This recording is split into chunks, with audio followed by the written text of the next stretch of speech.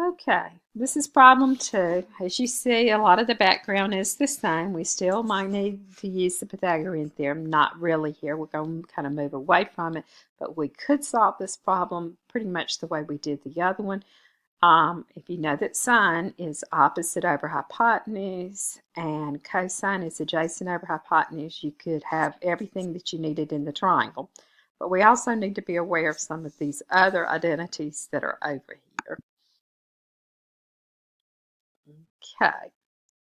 If sine is 4 over 7 and cosine is the square root of 3 over 7, we need to find the other 4. Tangent being the last one of the major identities here.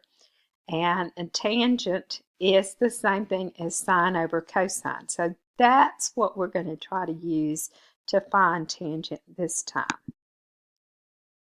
So if we do, we put the sine over the cosine.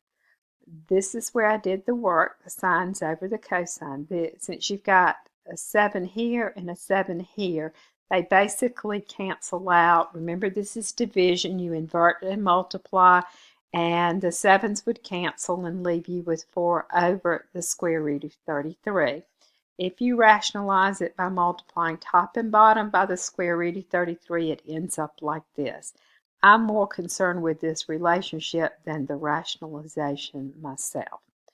Okay, now that we have the 3 major functions, we will work towards the reciprocal functions. Cosecant, remember, is sine's reciprocal, so it's going to be 7 over 4. Secant is cosine's reciprocal, so it would be 7 over the square root of 3, and if you wanted it rationalized, it would be 7 unto the square root of 33 over 33. 7 on the square root of 33 over 33. Cotangent is tangent's reciprocal, and it's easier right here.